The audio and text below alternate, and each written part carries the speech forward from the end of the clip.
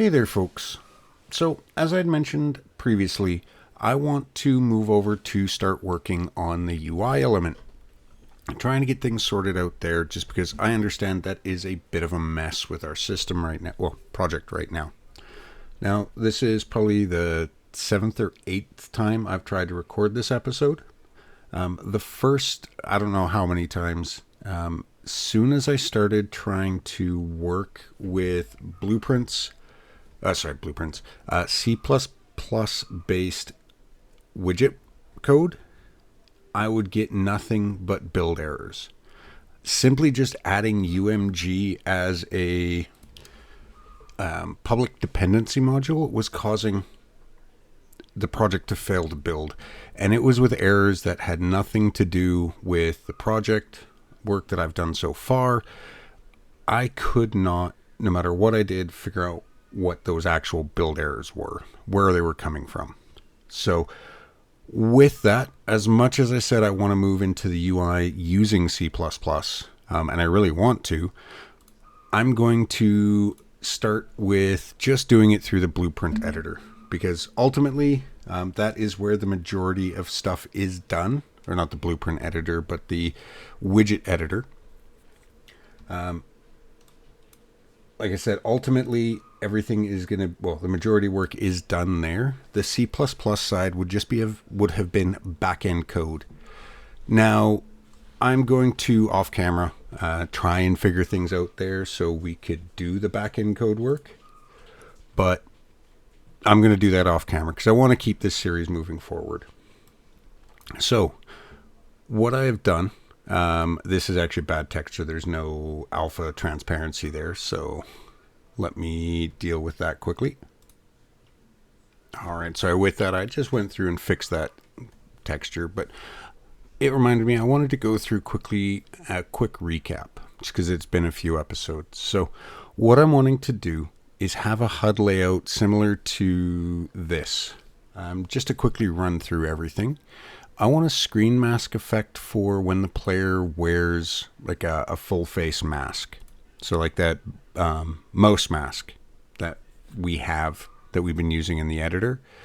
For anyone who's played Metro or any of the games in that series, you'll know what I'm talking about. It's got a similar effect when you wear a gas mask there.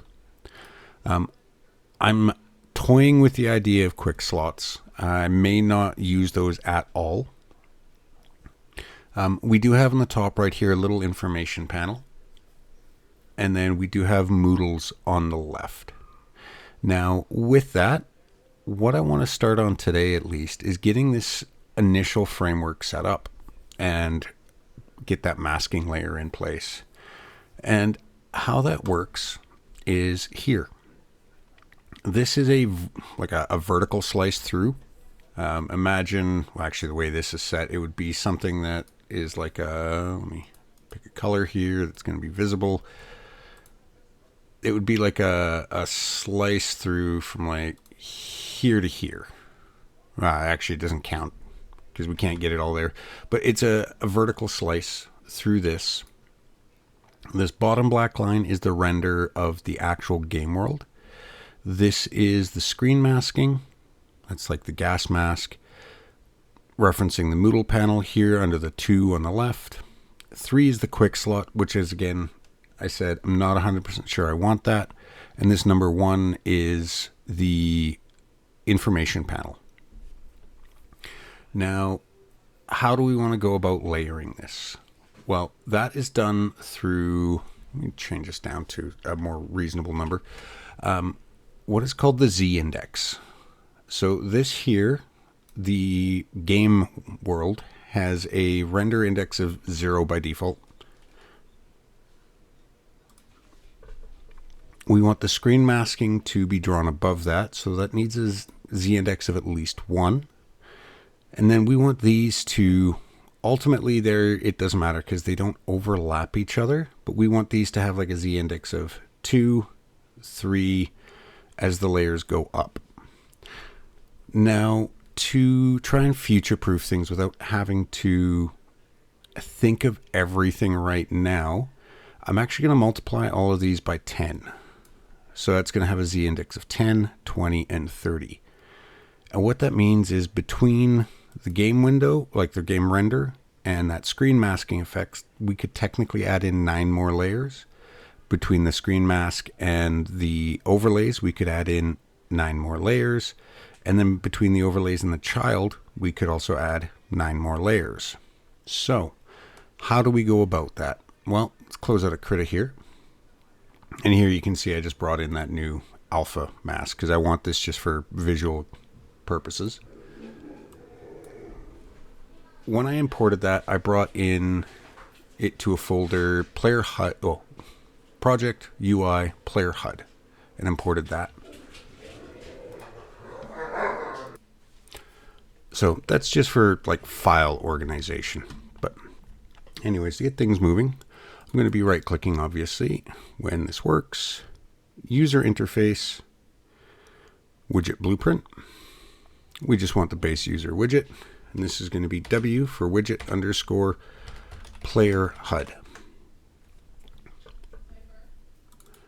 Open that up. Now, how do we go about working with that? Well, first and foremost, we need to add a canvas. This is your root root component that you can use to add all other components to. From our canvas, let's see, does it have a Z index? No, it doesn't. So I'm just going to name this root canvas. Now it's not a variable or anything. I just want that for ease. The next thing we need to add, and this is for that masking effect, is going to be an image. Add that in.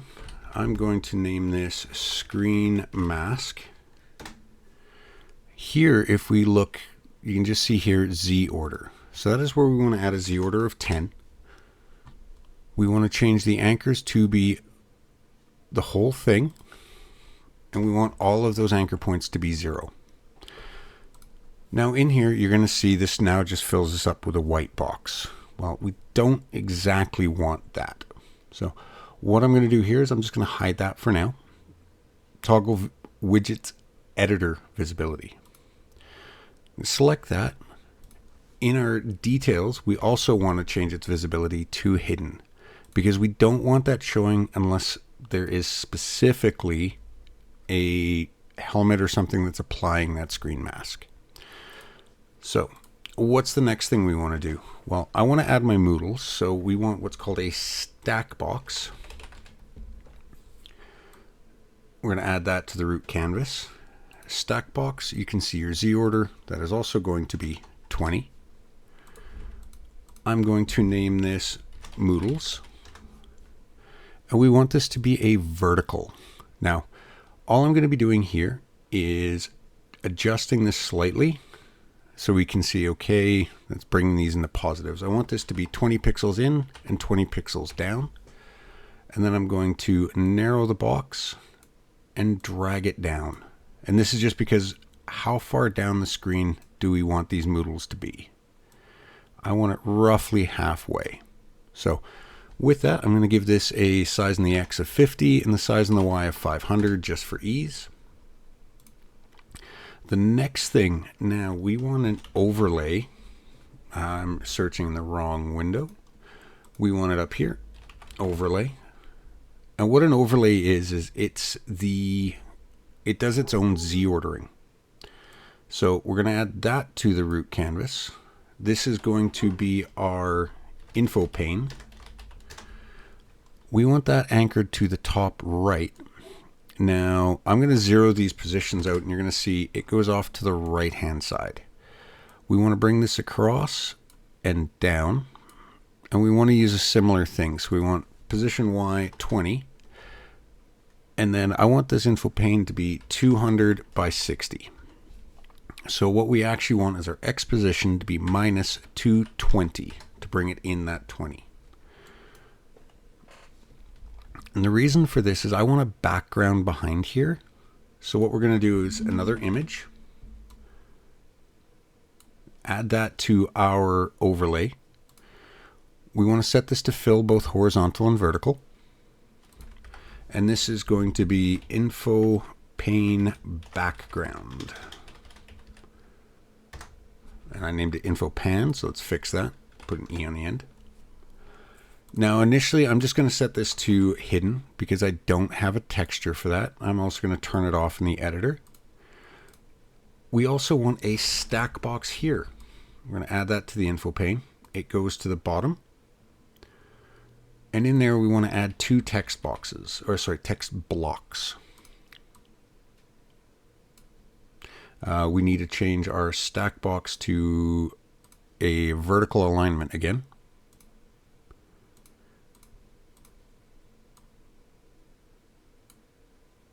And now that we've done that, we need to adjust this so it's a little taller and centered aligned because I want it to be centered. Now with that, we have time of day on the top. So I'm going to call this time of day text. And in the text, I'm just going to put in a placeholder of TOD. And we want that centered as well. And this is going to be temp text. And again, I'm just going to be putting a placeholder of temp. Now I use the curly brackets just because I want that to be clear that this isn't finalized text. That's default. You could put default in there if you want, but I like to use these like something that's different for each one. So the only thing missing, and this is because I'm still not 100% sure on it, is the quick slots. And those I'm still, like I said, I'm thinking about those, so I'm not going to worry about them right now. We're going to address those if I decide to add them in. But the first thing we're going to do, and what this episode is going to be, is that screen masking. So we're going to go to our graph. And this, for anyone familiar with blueprints, is pretty much exactly the same. So we're going to add a function in here, and this is going to be called set screen mask. We need to provide a texture 2D as our input, so I'm going to add that here, change the type to texture 2D, and it is going to be an object reference, and I'm going to say screen mask. Now, what we're going to do is, why are they variables? That should not be a variable. We don't need that to be a variable. So we're going to go back to the graph. We're going to do a validation check with execution. If it is not valid, what we are going to do here is visibility, set visibility to hidden. Now you could do a select off this, but the reason why I'm like, I'll show you what I mean before I say that. So you have this Boolean is valid, which is a pure node. You could do a select like this and not worry about this, but I want two clearly visible code flows. Now we want, as I said, this to be hidden. For some reason it's not changing over. There we go. Now if it is valid, I want to do two different things. I want to obviously set the visibility to visible, but before I do that, what I want to do is brush from texture. And what this is going to be doing is it's going to set that image to whatever we pass through. And this is the basic functionality of what we're going to be adding here. So I'm going to compile and save. And the next thing we're going to do is we're going to open up our third person character blueprint. We're going to make a couple of tweaks in here. So first and foremost, you can see off event begin play, we're creating our basic HUD. What I'm going to do is we're going to do something else. Create widget. And this is going to be Player HUD. We don't need that connected there. Owning player is going to be the player controller. And this is where, once we start expanding things like the stat line, the inventory, well, all of this will be added in there. We need to promote this to a variable. our new HUD. And I use R just because it's reference. And we're going to add this to viewport. Add to viewport. Now, it's all well and good. We now have that new HUD on the screen. And I'll actually show you quickly. Let me move this out of the way and the content browser out of the way. We'll hit play. And you can see we have TOD and temp in the top right. So that shows us that new HUD is being applied. But that doesn't show anything for our screen masking. What we're going to do here is let's go flip-flop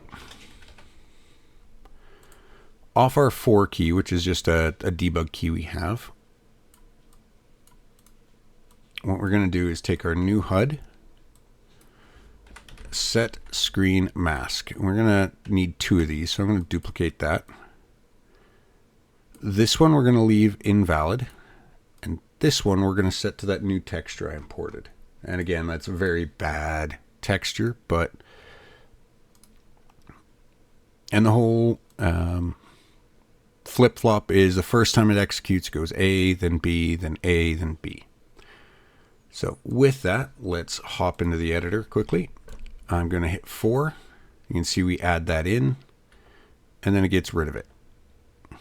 Now, one thing you'll notice is our text is not being saved or put over top. The reason being for that is I forgot to change the Z order there. And this is why Z order is important, because, open this up, you can see Z order is 10. So now if we change that back to 20, which is what I wanted it to be, compile and save, and we hop back in, you can see that is now displayed over the top. Now again, as I mentioned, this masking effect is a very bad placeholder. I would want much better quality, more precise stuff there, but this gives you an idea of what that masking is for. It doesn't get in the way of anything. You can still see, well, actually we don't have that there where it's updating the HUD, but we can still interact with stuff. We're just not getting that HUD overlay. We can still pick things up. Obviously we can't look at our inventory because we don't have that, but we can do things with our character like we could before. And then if we take a look at the character, let's just go quick here. Let's find our inventory component, new inventory and contents. You can see we have default BP item 01. They both added the same thing. So, but this, set action text. So yeah, sorry, we have an issue with the whole UI not being correct. So with that though, folks, I am going to end things off here. I know this is a little bit of a shorter episode, but as I said at the start, I have tried to record this episode so many times now. I have completely lost count. There was numerous issues. As I mentioned, there's all the build errors. I also ran into an issue where my last recording, none of the audio actually recorded for whatever reason. I don't know if it was OBS update or what, but anyways, folks, as always, thanks for watching. If you have any comments, questions, concerns, suggestions, please feel free to leave them in the comments below. Or even better, hop over onto Discord. I do get Discord notifications more than anything else. I don't know what it is. It's just I don't get other notifications as readily. But as always, folks, thanks for watching, and I will see you in the next episode.